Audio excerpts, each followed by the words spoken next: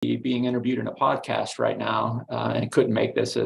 So he asked if I could host today. So thank you for coming. We always appreciate you guys showing up and contributing to our cause here of educating the masses on all things real estate investing.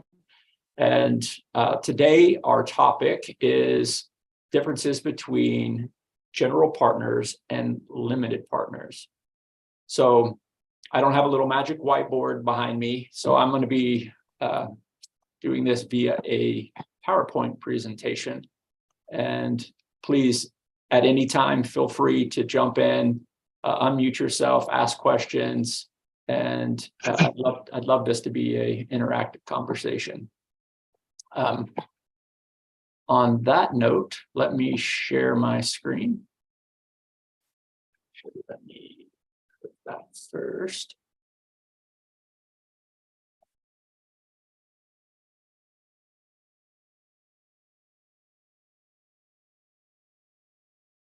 Okay. So again, as I said, this is kind of understanding the roles and responsibilities of general partners and limited partners and the differences thereof and some of the risks and rewards.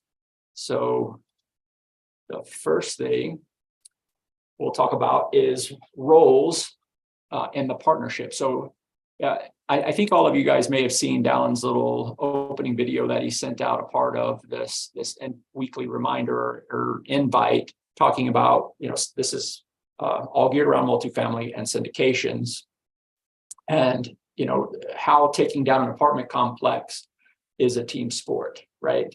It takes general partners and limited partners to come in, and I'm going to explain the differences between the two. So as you'll see, general partners are also known as the sponsor or the syndicator in a deal. They're the ones that find the deal, vet the deal. They organize all the legal, the accounting, everything to take a deal down and bring that to their investor base or their limited partners, who are the capital raiser or the capital to be able to take this deal down. So one of the things that I really want to kind of highlight is on the general partner side is that of acquiring and managing the investment. So Dallin has had previous webinars, and we've got videos out there on YouTube if you want to dive into the deep details on what it takes to acquire a deal and manage a deal. But I just really want to highlight that from a general partner's perspective, it is running a business, folks, right? Being a general partner is very much active and very much a part of running and operating a full-blown business. It takes a lot of work and a lot of responsibility to make that happen. And from a limited partner's perspective, it's very passive, right? Their liability is less, which we'll get into a little bit more here in a minute, and their role is less, right? They're really just bringing capital to the deal with the expectation of a return. So as far as liabilities go, general partner, as I said, they're ultimately responsible for everything, right? They have unlimited liability.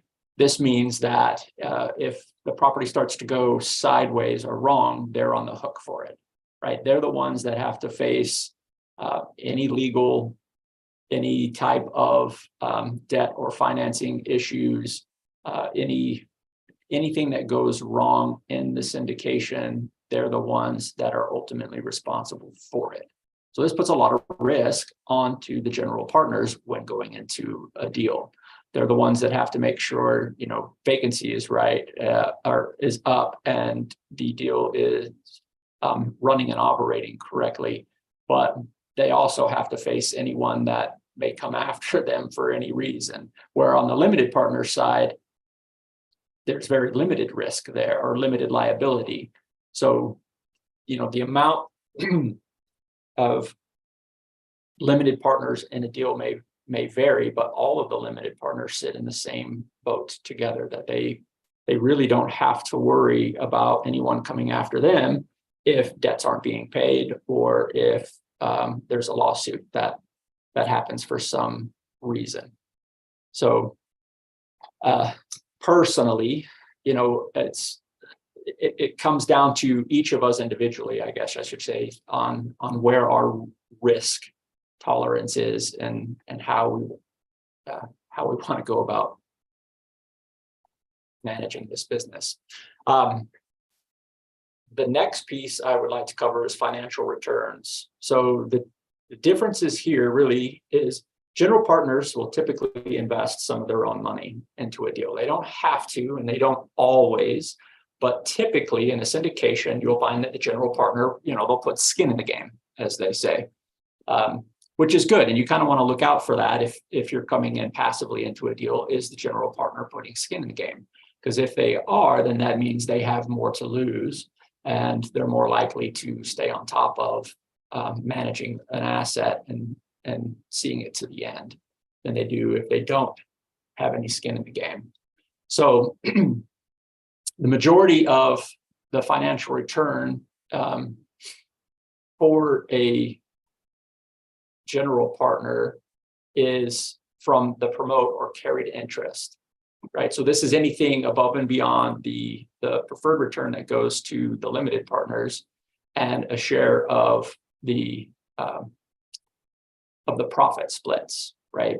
So they also, I guess, make a portion of their income through fees. So this would be asset management fees, acquisition fees, disposition fees, refinance fees. There's a ton of different types of fees that can go in there, all of which help them to keep the lights on, right? So fees are important, and us, if you're coming in as a limited partner, have to recognize that they're operating a business, and it's important that they collect these fees in order to stay, sustainable as a business. From a limited partner perspective, most of their financial returns will come from the the preferred return in profit splits at the end, right? So anytime you're looking at a deal, it's very important to see, as a limited partner, to see how that deal is structured, because not every deal actually has a preferred return. And we're starting to see some shifts a little bit in the market on how some returns are actually handled. So it's very important that you read your subscription documents and PPMs and things when investing in a deal. And it's important to understand how those returns will come back to you as a limited partner. Now, the big thing between the two is, and I like to look at it this way, is, a general partner, they're putting less money in, but they're really getting more money out in the end, right? When you do a return on investment, they're going to have a higher percentage return on investment. But really, that's because they're doing all of the work, right, to make this thing happen. And they're taking on all of the risk, where limited partners are taking on less risk, and so therefore their return is more moderate. Let me pause for a minute. Does anybody have any questions up to this point? Any comments?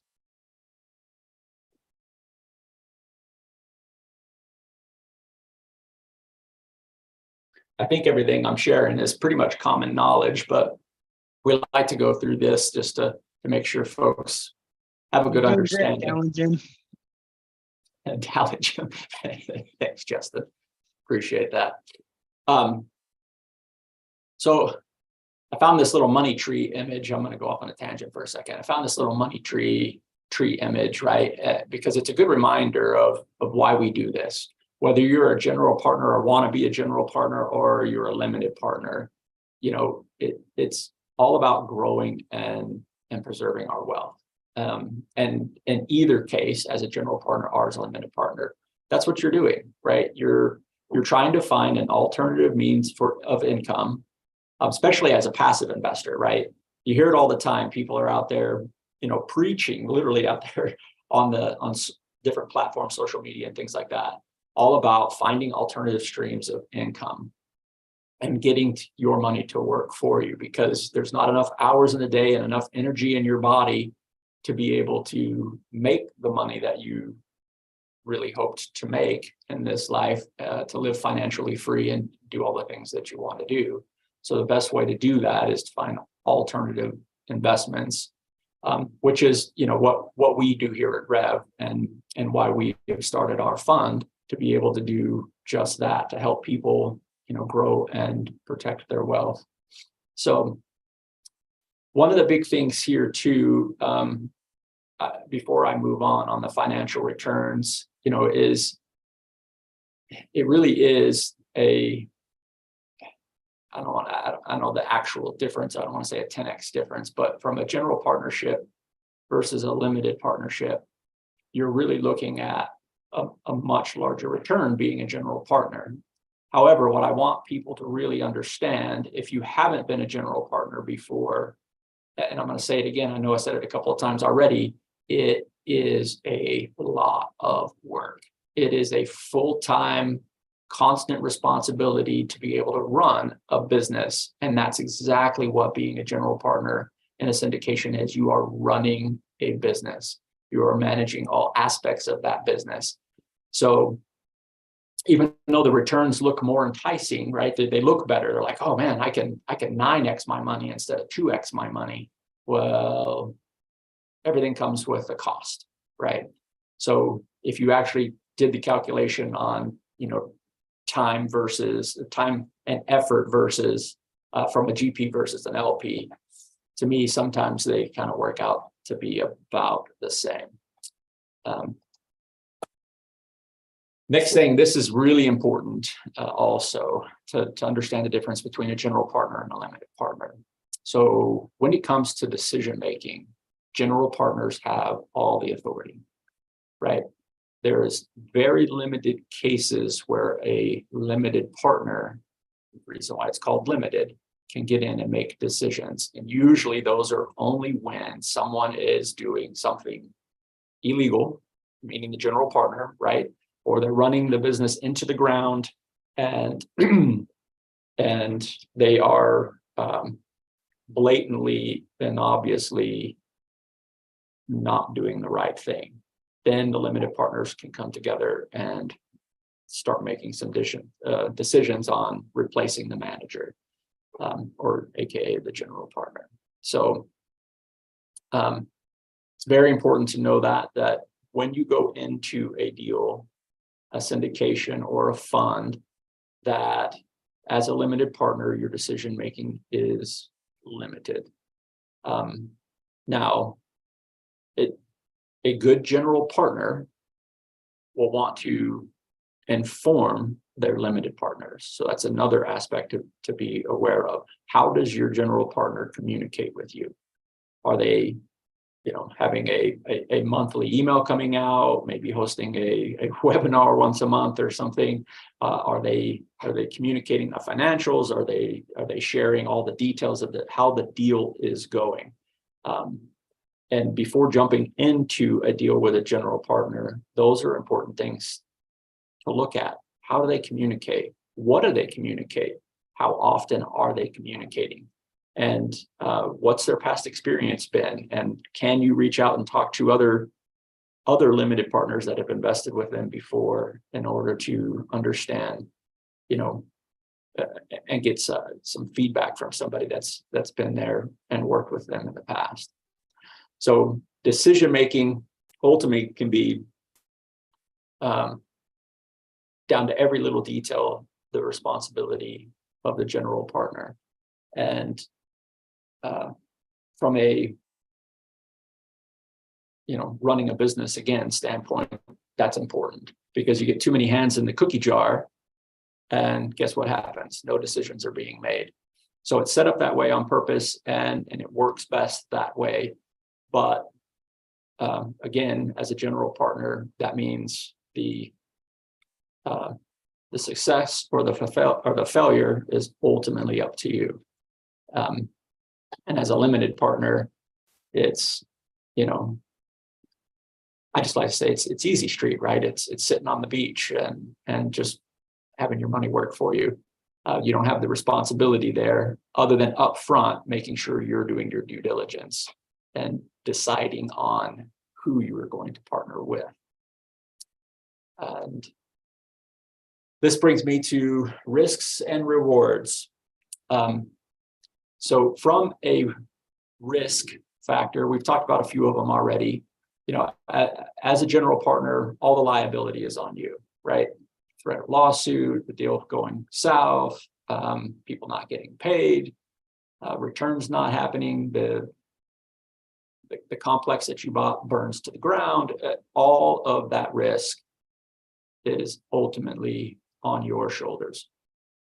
As a limited partner, much, much less risk. The biggest part of the risk is probably, again, at the beginning, when you're doing your due diligence and making the initial decision of who you want to invest with, doing what we like to do, which is first vet the operator, then the market, then the deal, right? We preach that all the time. First, the operator. Understand how they run their business, understand what that GP is doing, how they do it, why they do it, where they do it, looking at, the market that they're doing that in, and, is that a sound market? Also looking at the actual deal. Do the numbers make sense? Have you done your underwriting based off of their underwriting? Or did you actually get the financials and do your own version of the underwriting and get your sense of how that deal should operate before you invest? So now, I said this earlier too, from a rewards perspective, the GP is going to get, from a percent of return, a much higher number than the LP, right? Because they're taking on all the risk, they're taking on all the responsibility. So their return from a dollar invested perspective is going to be higher than the LP. But they're also taking on all the responsibility and all of the work, right? So they should get paid for that. Now, from an LP's perspective, in today's market, we're seeing some of the returns start to slowly decrease, right? This 22 to 25% returns that we were getting just a year ago are slowly starting to retract and to level back out. Now, there's still great deals out there, great returns, and I think there's going to be more great deals out there. But things are getting a little more conservative as the unknowns of recession approach, right? And things are starting to slow down. I'm sure you guys all see that already. But when evaluating what you want to do here, and this is really what this is all about, this particular webinar. Do I want to be a general partner and take on all the risk and responsibility, build up and manage my own business, and take down these assets for the higher reward, which is a bigger payday at the end? Or do I want to be a limited partner and come in passively and take advantage of all the passive investment bonuses, less risk on my part, less work on my part, and still enjoy a nice return? Everyone has their own risk tolerance. Everyone has their own plan in life, right? It's ultimately up to you and your decision on where you want to go. And this webinar was just to try to give you some of that detail between what it takes to be a GP and what it takes to be an LP. So in summary, one thing that I want everyone to kind of take away from here is remember that the exact roles and responsibilities, the risk and rewards for a GP and an LP will vary based on the specific deal, right? The agreement of a syndication. So it's super, super important that you understand exactly how that deal is structured and all parties that are involved and who gets what and where and why when entering into any kind of investment, whether it's from a passive perspective or from a general partner perspective. So folks, that's it for me. I have shared everything that I was hoping to share today. I would love to turn it over to you guys if there's any comments or feedback or any experiences anybody would like to share. I don't know if we have passive investors on here and what their experience have been like, or other general partners, let's take a few minutes. I'd love to hear from you guys. Hey, Jim, you did a great job, by the way. That was really good. The graphics and what have you. And pardon me for being the tax guy and the the outspoken. I always probably talk a little too much, but the underlying thing here for me is the difference in the tax treatment. Like everything you described is 100% directly or 100% correct, but it gives rise to different tax treatment too. So, and the one thing I always like to talk about when I talk about taxes with GPs and LPs, or the differences between, is that the LPs don't have any less tax benefits than the GPs do. Is the timing is different. And I always use myself as an example because I'm an LP in every deal that I go into. And there's been, and you mentioned that the market's changing, but in the last few years, I've had a few deals where I doubled my money and paid zero tax because of the tax benefits. So they're there. The GPs sometimes get the tax benefits on the front or on the beginning in the first year. The LPs will get it in the end. So it's all there. It's just a matter of timing. Awesome. Thanks for that, Justin. Yeah, that's a really good point, right? Taxes are key to all of this, right? So I appreciate you throwing that out there. And the doubling the money perspective, right? How much work did you put in to double your money in a deal, Justin? I was an LP. I did nothing. Zero, right? Other than your due diligence, right? You have to do your folks. I'm going to say this over and over and over again. You have to do your due diligence up front. Don't just go, willy-nilly. Oh, I like that guy, and invest your money in a deal that he says is good, right? That's how people get burned. Believe me, that's how people get burned. So, thanks for that, Justin. Anybody else?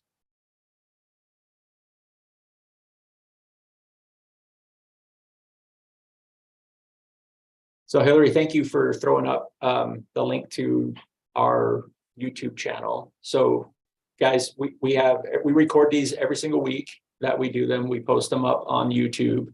Go back, check out some of the old topics if you're looking to catch up on some stuff. We cover all kinds of different aspects of real estate investing. If any of you have a desire to learn more, to really kind of dig in, please reach out to us. We're always here. We're always happy to help. Also, just want to put a little plug in. And I know we don't like to pitch deals and things like that, but we have started our fund for those who are looking to passively invest. Check it out. You can find perfect. Hillary's good at that too. She's put a link to our portal. You can go check out that deal that we've got open right now. But real estate investing, folks, is a awesome vehicle to grow and preserve your wealth. It just, hands down, it's been a stable, comparatively speaking to stocks and different things like that. It's much more stable, much more recession-proof vehicle to place your money, to let it grow, especially passively. It takes little to no effort to throw it in there and make it happen. So again, we're Rev Equity Group. We're here. We love to educate. We love to help people grow and preserve their wealth. So connect with us. You can find links on our website to everybody on our team. Schedule a meeting with us. We'd be happy to jump on a call. And folks, thank you again for attending today, and we hope you enjoy the rest of your day and rest of your week. We'll talk to you next time.